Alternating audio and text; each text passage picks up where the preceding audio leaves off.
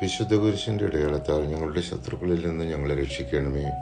ഞങ്ങളുടെ തമ്പുരാനെ, പിതാവിൻ്റെയും പുത്രൻ്റെയും പരിശുദ്ധാത്മാവിൻ്റെയും നാമത്തിൽ ആമീൻ.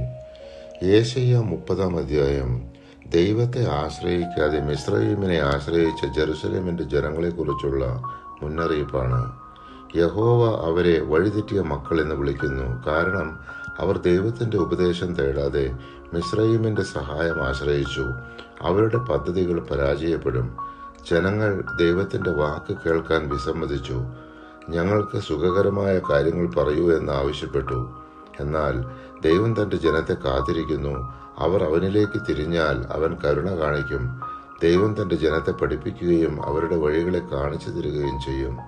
ശത്രുക്കൾ നശിക്കും. ദൈവം തൻ്റെ ജനത്തിന് സമൃദ്ധിയും അനുഗ്രഹവും നൽകും. നീ വലത്തോട്ടോ ഇടത്തോട്ടോ തിരിയുമ്പോൾ നിന്റെ കാതുകൾ പിന്നിൽ നിന്നൊരു സ്വരം ശ്രവിക്കും. ഇതാണ് വഴി, ഇതിലെ പോവുക. യേശയ്യ 30-ാം അധ്യായം 21-ാം തിരുവചനം.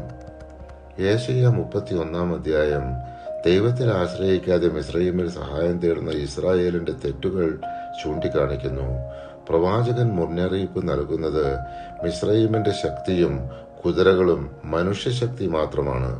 അവർക്ക് രക്ഷ നൽകാൻ കഴിയുകയില്ല. യഹോവ തന്നെയാണ് ഇസ്രായേലിന്റെ രക്ഷകനും സംരക്ഷകനും. ഈജിപ്തുകാർ മനുഷ്യരാണ്, ദൈവമല്ല. അവരുടെ കുതിരകൾ ജഡമാണ്, ആത്മാവല്ല.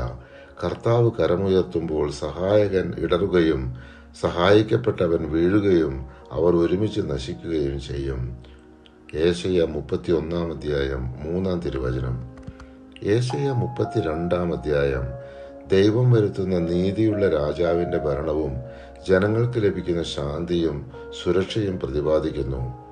ഈ അധ്യായം ഭാവിയിലെ മിശിഹായുടെ വരവിനെ സൂചിപ്പിക്കുന്ന പ്രവചനമായി കണക്കാക്കപ്പെടുന്നു. പരിശുദ്ധാത്മാവെ, തിരുവചനത്തിന്റെ അനന്തശക്തിയാൽ ആത്മാവിന്റെ ബലങ്ങളും ദാനങ്ങളും നൽകി തീക്ഷ്ണതയാൽ ഞങ്ങളെ ജ്വലിപ്പിക്കണമേ. ആമേൻ.